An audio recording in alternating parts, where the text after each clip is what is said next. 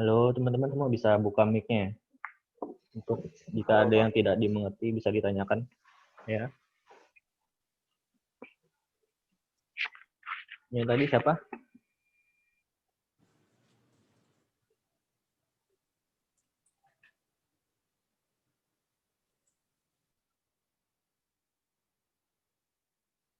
Halo. Jika ada yang Halo juga, dengar. Pak. Ya. Apa mas? Begini, Pak. Saya mau menanyakan, Pak. Mm-mm. Pemberdayaan masyarakat ini kan bagaimana cara kita secara pemerintah untuk mengubah pola pikir atau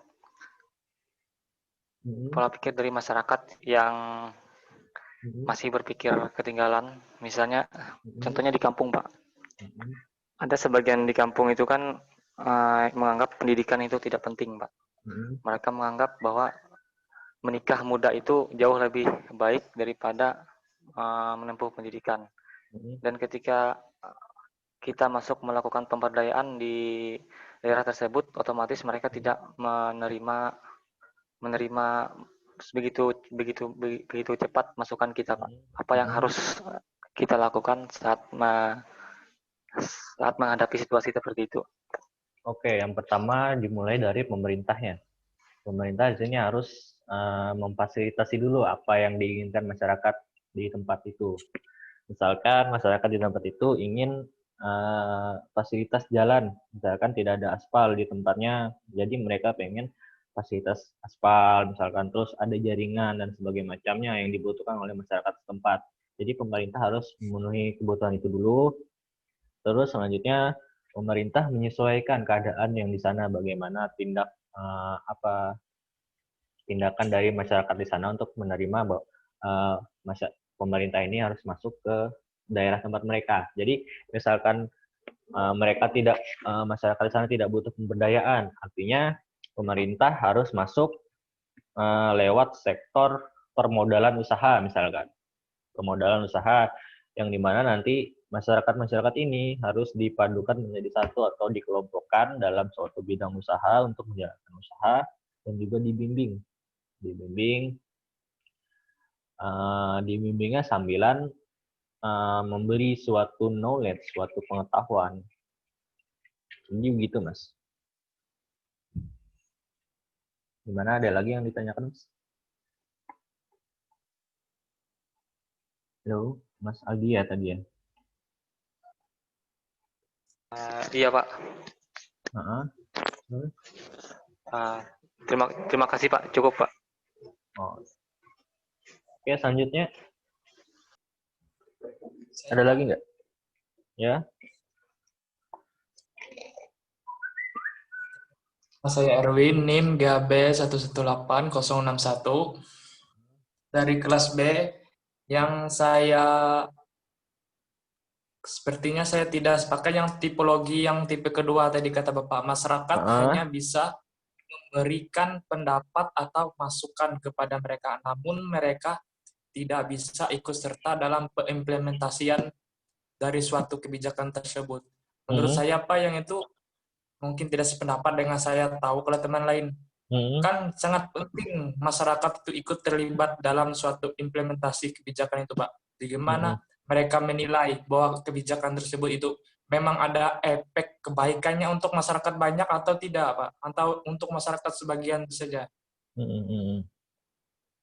Jadi, Mas, Menurut saya itu dengan nomor 2 tuh saya tidak, istilahnya tidak sependapat lah. Kan biasanya dalam implementasi kan otomatis yang di situ tadi kan dikatanya masyarakat tidak dilibatkan dalam pengimplementasiannya. Padahal kan sangat perlu masyarakat itu libat menilai atau mengevaluasi tadi kan. Manajemen itu 4 proses, Pak. Dari proses pengambilan kebijakan, pemilihan, implementasi sama evaluasi. Dari evaluasi itu kita tahu mana yang kita harus kita tahan, kita diperbaikan, atau mana lagi yang perlu kita dipertahankan yang sudah baik, Pak. Itu dari saya, Pak. Oke. Jadi yang memang dalam pembangunan itu masyarakat perlu dilibatkan karena peran masyarakat sendiri sangat besar dalam pembangunan. Karena masyarakat sendiri yang mengetahui bagaimana sumber daya mereka itu harus dilakukan kemana. Nah, namun masalah yang tipologi itu tadi itu adalah suatu alat ukur bagi kalian sendiri untuk mengukur bagaimana sih partisipasi misalkan di Kelurahan Palangka masyarakatnya atau di Kelurahan Bangkirai masyarakatnya dalam berpartisipasi dalam peningkatan pariwisata di Kereng Bangkirai. Itu bagaimana tipologinya, tipe partisipasi masyarakat di sana, Mas. Nah, jadi tipologi ini untuk mengukur bagaimana sih tingkat tipe partisipasi masyarakat di suatu daerah itu masuk tipologi yang mana. Misalkan masyarakat ini cuman dilibatkan dalam pemberian pendapat saja, tapi tidak dilibatkan dalam implementasi. Berarti masyarakat di suatu daerah tersebut berada di posisi partisipasinya yang kedua itu. Nah, jadi tipologi ini adalah suatu alat ukur bagi mengukur partisipasi masyarakat itu ada di mana. Itu, Mas. Jelas? Ya, Pak. Terima kasih, Pak. Jelas, Pak. Oke. Ada lagi?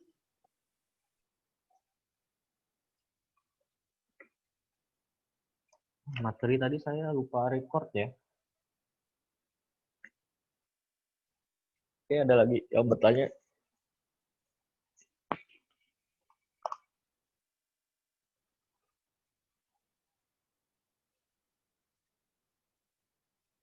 Halo.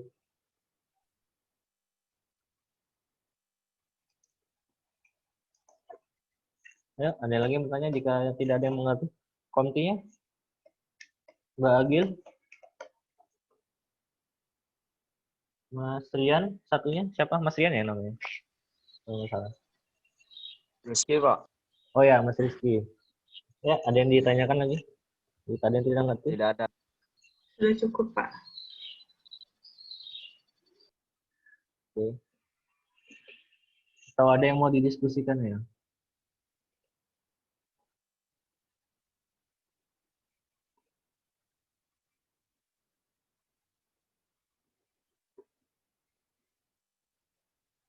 Ayo.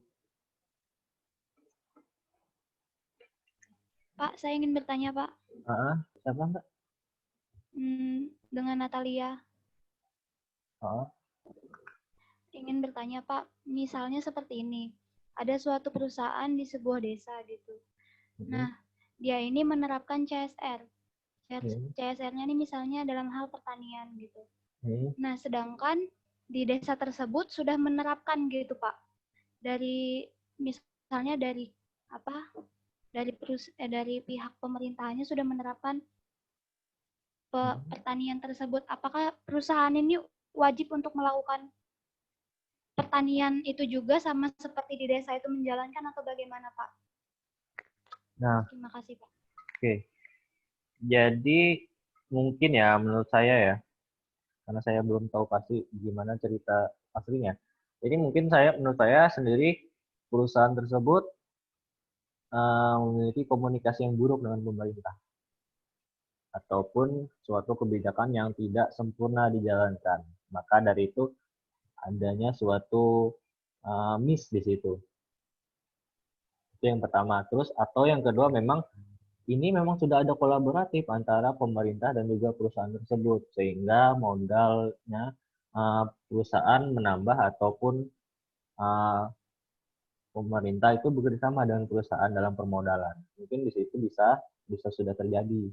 Tapi ketika permasalahannya yang pertama, di sini ada miskomunikasi dan lain sebagainya macamnya. Jadi misalkan pemerintah, artinya di situ kebijakannya tidak berjalan dengan lancar, Mbak, mungkin. Maka dari itu tidak miskomunikasi dengan pemerintah antara perusahaan dan pemerintah. Maka dari itu tidak terjadinya atau bisa juga perusahaan tersebut bukan tipe perusahaan yang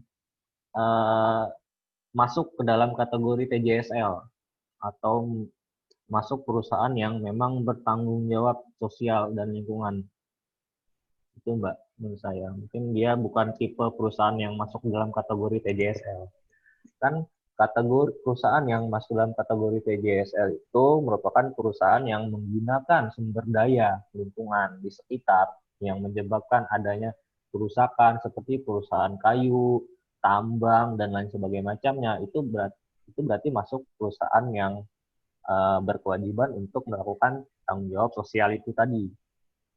Ini menurut saya itu, Mbak. Terus Pak, ini saya mau bertanya lagi Pak.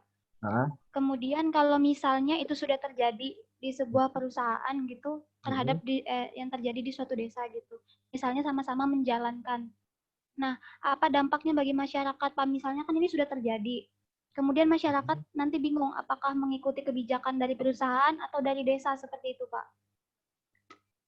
Apa solusinya bagi, misalnya itu terjadi seperti itu Pak, apa solusinya bagi masyarakat? Mau mengikuti kebijakan yang mana? Sebentar, itu perusahaannya ada di perusahaan apa? Kalau dari yang jurnal saya baca itu terletak di Riau, Pak. Kan Bapak ada memberi tugas tentang review jurnal itu, ya. Nah, di situ yang saya yang masih saya bingung adalah misalnya saya sebut aja itu PTA. Dia itu melaksanakan CSR di suatu di tempat tersebut di Riau. Nah, itu tuh sepertinya menjalankan kebijakan yang sama yang dijalankan di desa tersebut kayak gitu, Pak. Nah, dan yang saya baca itu masyarakat bingung antara memilih kebijakan yang dijalankan perusahaan ini sama yang dijalankan oleh desa yang sudah menjalankan terlebih dahulu dari perusahaan ini sebelum perusahaan ini ada gitu, Pak. Loh, berarti itu masuk dari program pemerintah yang awal itu kan? Iya, Pak, ya. Nah, artinya masyarakat di situ, meskipun itu program daripada perusahaan yang menjalankan TJSL, tetap aturannya mengikuti perda setempat. Karena perda setempat mengikuti undang-undang yang ada di pusat. Jadi gitu, Mbak. Nah, tidak bisa masyarakat tersebut mengikuti aturan tersendiri dari perusahaan, kecuali masyarakat di situ merupakan karyawan daripada perusahaan itu sendiri. Berarti mereka bisa termasuk kategori wajib untuk mengikuti aturan internal daripada perusahaan. Oke. Oh ya. Baik Pak, terima kasih. Ini ada lagi?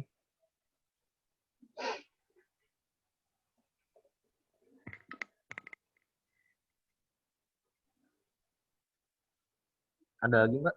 Ada lagi, Mbak. Ada lagi, teman-teman?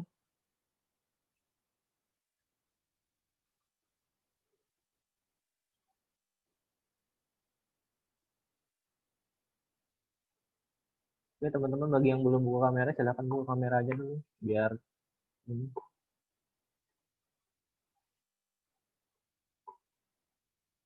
Atau ada yang mau didiskusikan? Silakan. Ada yang mau mulai? Serah mengenai lingkungan atau mengenai apa?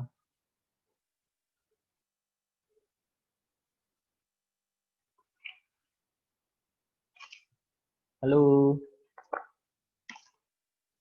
Ada yang ingin ditanyakan atau didiskusikan?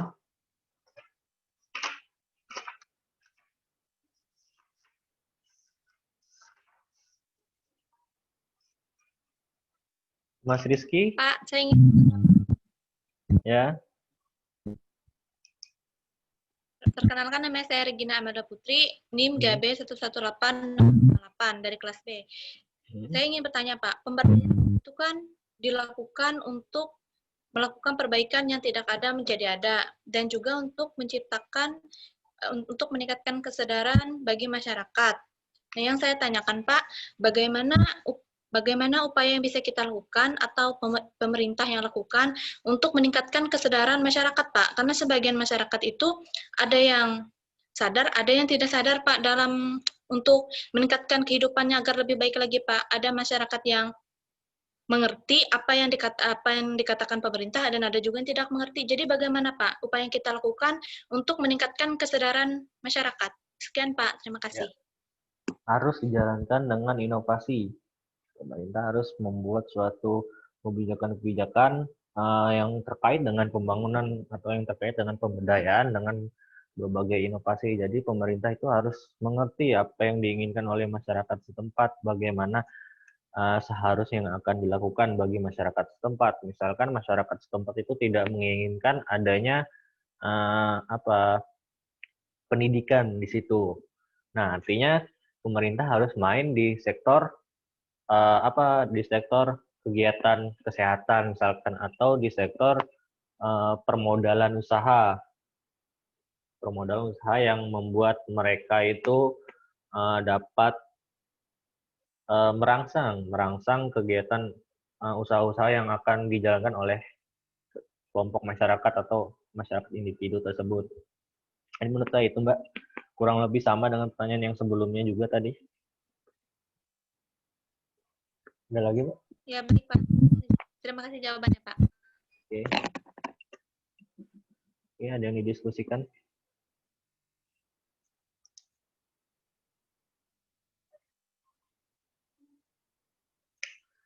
Kalau nggak ada yang didiskusikan, mungkin pas kita selesai, cuman ada tugas. Atau ada diskusi, tidak ada tugas. Iya Pak, nggak ada tugas. Kita berarti diskusi. Ayo, buka yuk.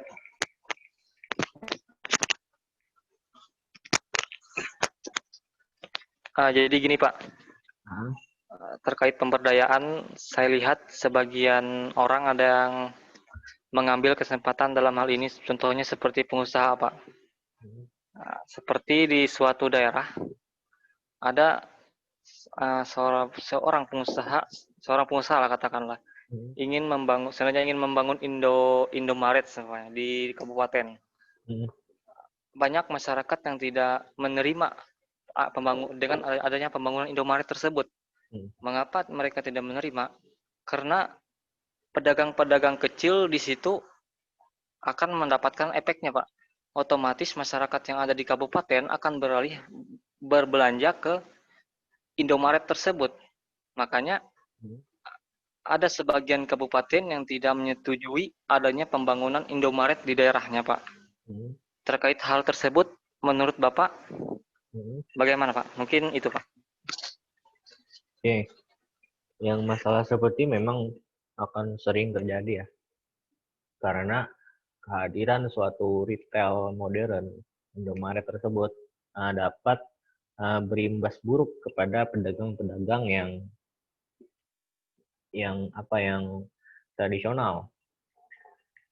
Nah, maka dari itu biasanya hal-hal seperti ini ada payung hukumnya, seperti supaya tidak menimbulkan suatu konflik di masyarakat. Seperti kita ambil contoh di Bantul, Yogyakarta dulu. Di Bantul itu bupatinya kalau tidak salah Bantul ya, itu masih tidak menyetujui adanya pembangunan Indomaret ataupun Alfamart di situ, karena bupatinya lebih aware kepada pedagang-pedagang tradisional atau toko-toko. Nah, namun seiring perkembangan zaman dan sebagainya macamnya, akhirnya Bantul tersebut diizinkan oleh bupatinya untuk para pengusaha retail untuk membangun Indomaret, Alfamart, dan lain sebagainya macamnya. Dengan adanya payung hukum suatu kebijakan. Nah, adanya suatu kebijakan tersebut, baik menerima ataupun tidak terhadap toko-toko modern, itu harus ada bagi diciptakan suatu kebijakan oleh pemimpin daerahnya untuk menghindari suatu konflik yang ada di masyarakat. Seperti konflik-konflik yang besar-besar lainnya juga. Jadi itu, Mas. Gimana?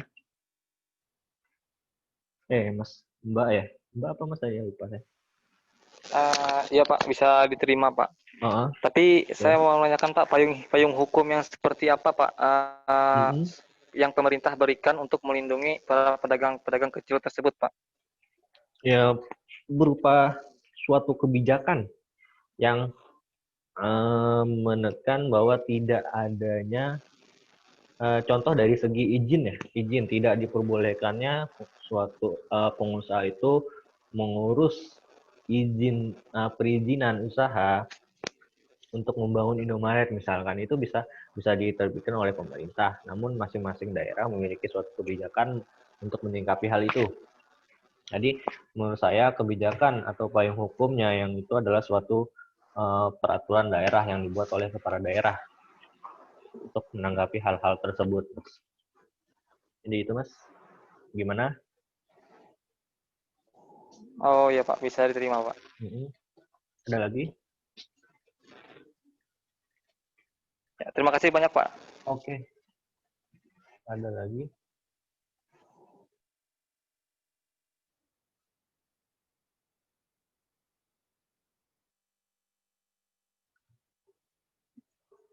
Lu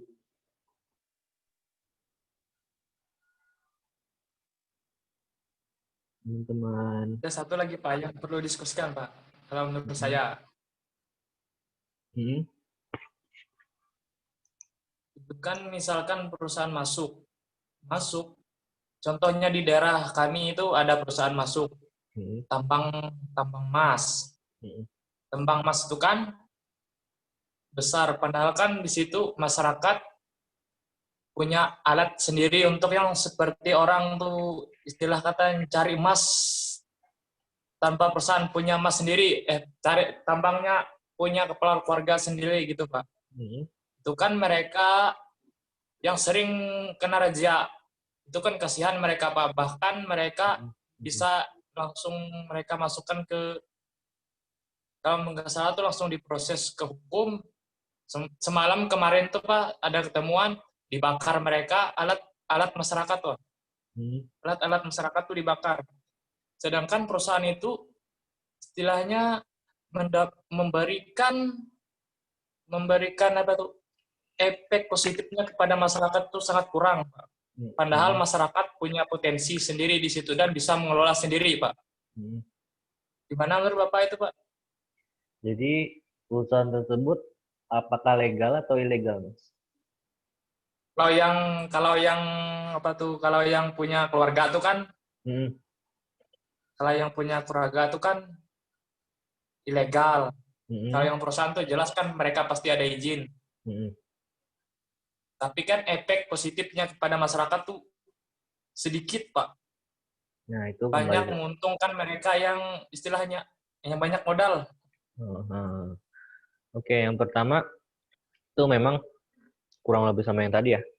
Kalau misalkan si perusahaan ini legal dan punya masyarakat ini ilegal, artinya ketika perusahaan itu merasa terganggu dengan kehadiran tambang dari masyarakat ini, dia bisa menggugat di situ karena punya masyarakat ini ibaratnya ilegal. Artinya di situ bisa dipidanakan. Namun terkait yang masalah pembakaran tadi itu kurang baik ya, karena itu masih bisa dikelola dan lain sebagainya macamnya. Nah, jadi maksud saya di sini adalah kembali lagi kepada perusahaannya. Bagaimana perusahaannya ini, apakah perusahaan ini memiliki komunikasi yang baik dengan pemerintah, sehingga perusahaan ini sebenarnya kan sudah masuk nih, karena dia memakai sumber daya alam, menggunakan sumber daya alam usahanya. Jadi ini perusahaan sudah termasuk dalam kegiatan TJSL, tanggung jawab sosial dan lingkungan oleh perusahaan. Namun kembali lagi kepada hubungannya dengan pemerintah, bagaimana pemerintah itu menyikapinya. Jika pemerintah itu tegas, berarti pemerintah itu bisa melayangkan surat teguran dari pertama sampai ketiga sampai pencabutan izin usaha. Namun ketika tidak ada komunikasi di sini, tidak ada kolaboratif antara perusahaan dan pemerintah, terus pemerintahnya cuek dan lain sebagainya macamnya, maka hal ini sangat mungkin terjadi, Mas. Dan itu akan sangat susah dilakukan oleh masyarakat sendiri, kecuali dengan kebijakan atau tindakan langsung, action langsung daripada pemerintahnya. Gitu, Mas.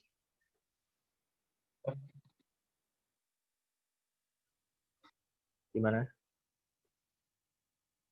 Ya, Pak. Oke, ada lagi? Kalau nggak ada gimana kalau kita tutup?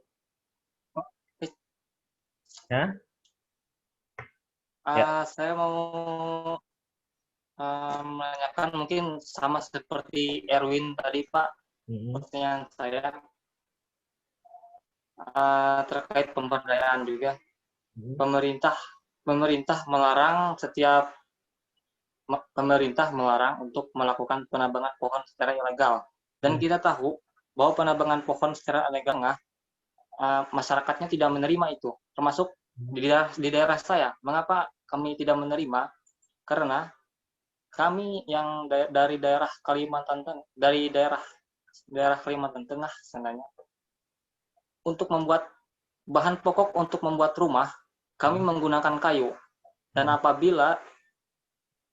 otomatis untuk itu kami harus menebang pohon supaya kami bisa membuat rumah. Kalau kami menggunakan beton, mungkin susah untuk diterima, Pak. Karena sudah menjadi budaya kami membuat rumah dari pohon atau dari papan. Mungkin itu, Pak. Bagaimana pendapat Bapak terkait hal tersebut? Oke, karena itu terkait dengan aturan mengenai penambangan pohon, ya saya bisa katakan itu memang ilegal, Mas. Kalau memang tidak memiliki usaha yang kuat, tidak memiliki izin dan lain sebagainya, itu memang ilegal. Dan kebiasaan masyarakat seperti itu juga menurut saya kurang baik untuk dilakukan, karena dampaknya itu loh bukan buat sekarang juga, tapi buat kedepannya, buat yang berkelanjutannya bagaimana. Itu bisa banjir, hutan gundul, dan sebagainya macamnya, kecuali memang perusahaan-perusahaan yang memiliki izin untuk menebang pohon. Namun di Kalimantan Tengah itu mungkin tidak banyak ya perusahaan itu. Namun ada beberapa juga, tidak banyak, tapi perusahaan-perusahaan yang memang secara ilegal besar-besaran seperti itu. Nah, di sini terkait ilegal mengenai penebangan pohon itu sendiri, ya harus ada payung hukumnya. Harus tegas di sini, siapapun yang menebang pohon, memang baik itu dalam jumlah banyak ataupun menengah ataupun sedang, itu memang harus ditindak, Mas, selagi dia ilegal. Nah, saya masih kurang tahu, misalkan kalau hanya menebang pohon itu 10 pohon ataupun 1 pohon, itu saya masih belum tahu. Pasti kalau dalam jumlah banyak itu termasuk kegiatan yang ilegal. Nah, biasanya seperti ini pemerintah harus masuk untuk memberikan suatu knowledge, suatu pengetahuan bagi masyarakat tersebut untuk mengubah kebiasaan-kebiasaan yang bisa dikatakan kebiasaan buruk untuk menebang pohon. Jadi di sini pemerintah harus masuk, misalkan membuatkan modal usaha atau membuatkan usaha yang legal, bisa tani, bisa ternak, bisa dan lain sebagainya macamnya, yang memang itu menambah pendapatan masyarakat atau kelompok masyarakat setempat, mendapatkan pendapatan ekonomi keluarganya masing-masing untuk meningkatkan kesejahteraan hidupnya itu tadi, Mas. Kembali lagi, saya kira itu jawabannya, Mas. Oh ya, bisa diterima, Pak. Tapi soal terkait penebangan pohon tadi, Pak, kalau kami di daerah kami itu, Pak, kami menebang pohon secukupnya aja, Pak. Untuk satu rumah mungkin ya 10 pohon jati. Nah, setelah melakukan penebangan itu, masyarakat selalu melakukan penanaman kembali, sehingga pohon yang tadinya ditebang ditanam kembali dan kembali seperti biasanya. Gitu ya, Mas. Oke. Karena saya kurang begitu tahu juga kalau misalkan menebang pohon itu dalam jumlah sedikit itu bagaimana. Mungkin teman-teman yang lain bisa jawab. Lagi, Pak. Mungkin kan, Pak, kan biasanya perusahaan itu kan di peraturan tuh ada yang kayu dilindungi seperti kayu ulin, ya, kayu besi, kata orang itu memang nggak bisa. Di daerah kami itu ada perusahaan 5 grup. Dia itu hanya mengambil pohon selain pohon atau kayu besi, kata bahasa kami sana tuh kayu ulin. Tapi mereka tuh ngambil yang selain itu, mereka ngambil semua. Sedangkan masyarakat ngambil, nggak ada segala ngambil ulin, nggak ada segala ngambil ulin, sama lah seperti yang perusahaan ngambil segala kayu Mandara, Jati, tapi mereka yang perusahaan tuh dalam jumlah banyak. Benar seperti yang Kaltalbi tadi, mereka kalau masyarakat biasa itu mengambilnya secukupnya. Kalau rumahnya sudah mereka ngambil. Oke, gimana Mas Aldi? Ya, Pak, bisa diterima, Pak. Ada lagi yang mau menyanggah yang lainnya? Ayo. Udah selesai? Nggak ada yang ditanyakan?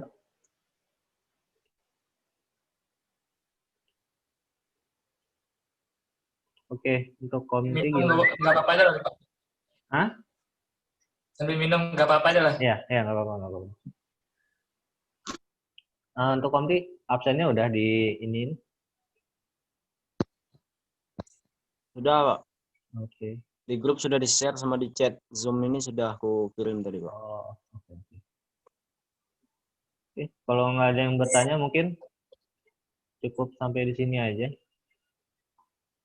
Jadi mohon maaf ya kalau presentasi saya masih belepotan, materi kita masih belepotan, dan ada jawaban-jawaban saya yang kurang memuaskan bagi teman-teman semua. Saya mohon maaf sekali. Oke, Pak. sekian itu saja.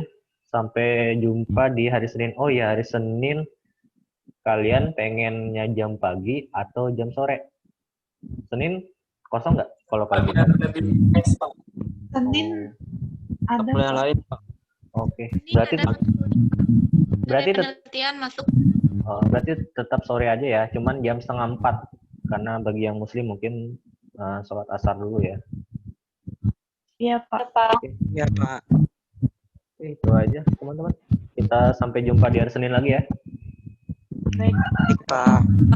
Oke, Pak. oke, terima kasih ya. Oke, silahkan kelas sudah selesai kok. Oke, Pak. Siap. Oke. Baik, Pak. Terima kasih. Oh ya, sorry ya, materi tadi itu saya lupa record, jadi mungkin nggak ada upload materi hari ini ya. Tapi PPT kan saya kasih Untuk nanti. anunya aja, Pak. File materinya, Pak. Saya PPT-nya, Pak. PPT-nya. Iya ya, saya PPT. share nanti PPT-nya. Ya. Oke, silahkan bisa ini. Udah selesai kok. Pak. Terima kasih. Baik, Pak. Oke. Baik, Pak. Selamat pagi, Pak. Oke, pagi. Selamat pagi. Oke.